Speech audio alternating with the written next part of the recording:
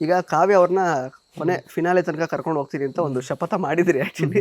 ಹಂಗೆ ಆಯ್ತು. ಬಟ್ ಅವರು ಫೋರ್ತ್ ಲೈಕ್ ಅಂದ್ರೆ 4ನೇವರಾಗಿ ಆಚೆ ಬಂದ್ಬಿಟ್ರು. ನಿಮಗೆ ಅವಾಗ ಏನ್ ಬೇಜಾರಾಯ್ತಾ? ಬಿಕಾಸ್ ನಿಮ್ ಎಕ್ಸ್ಪ್ರೆಷನ್ ಏನು ಗೊತ್ತಾಗಿಲ್ಲ ನಮಗೆ. ರವಿಚಂದ್ರನ್ ಅವ್ರು ಬಂದು ಒಳಗಡೆ ಅದೊಂದು ಆಕ್ಟಿವಿಟಿ ರೂಮ್ ಅಲ್ಲಿ ಕರ್ಕೊಂಡು ಹೋಗ್ತಾರೆ.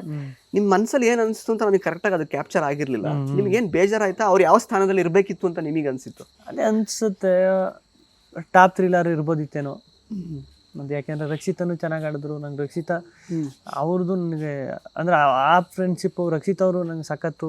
ಅಲ್ಲಿ ಒಳಗಡೆ ಗಿಲ್ಲಿ ಇವು ಡಿಸರ್ವ್, ನೀನ್ ಗೆದ್ರೆ ನನಗೆ ಖುಷಿ ಆಯ್ತದೆ ಅಂತ ಇದ್ದು, ಇವು ಕಾವ್ಯನು ಅಂತಿದ್ದು. ನಾವೆಲ್ಲ ಟಾಪ್ 3 ಹೋದ್ರೆ ಚೆನ್ನಾಗಿರ್ತದೆ ಅಂತ ಅನ್ಸುತ್ತೆ. ಗಿಲ್ಲಿ, ರಕ್ಷಿತಾ ಮತ್ತೆ ಕಾವ್ಯ ನೀವು 3 ಜನ ಹೋದ್ರೆ ಅಂತ ಅನ್ಸಿದ್ದು ನಿಮಗೆ. ಬಟ್ ಅದು ಫೋರ್ತ್ ಅಲ್ಲಿ ಹೋಗಿ ಬೇಜಾರಾಯ್ತು ಅಷ್ಟೇ. ಬಟ್ ನೀವು ಜಾಸ್ತಿ ಅದು ತೋರಿಸ್ಕೊಳ್ಳಿಲ್ಲ. ಇನ್ನೇನು ಸ್ವಲ್ಪ ಟೈಮ್, ಇನ್ನೇನು ಆಚೆ ಹೋಯ್ತೀವಲ್ಲ, ಹೆಂಗ ನೋಡ್ತೀವಲ್ಲ, ಆಮೇಲೆ ಹೋಗ್ಲೇಬೇಕಲ್ಲ ತಿರ್ಗಾ. ಕಾವ್ಯ ಈ ಕೈ, ನಾನೊಂದ್ ಕೈ, ಕಾವ್ಯ ಒಂದ್ ಕೈ ಅಂತ ಬಂದ್ರೆ ನಾನೇ ಆಪ್ಷನ್ ಬರೋದು, ನಾನೇ ಗೆಲ್ಬೇಕು ಅಂತ, ನಾನೆಂತ ಕಾವ್ಯ ಗೆಲ್ಬೇಕು ಅಂತ ಕಾವ್ಯ. ಯಾಕಂದ್ರೆ ಕಾಂಪಿಟೇಷನ್ ಅಲ್ವಾ ಅದು.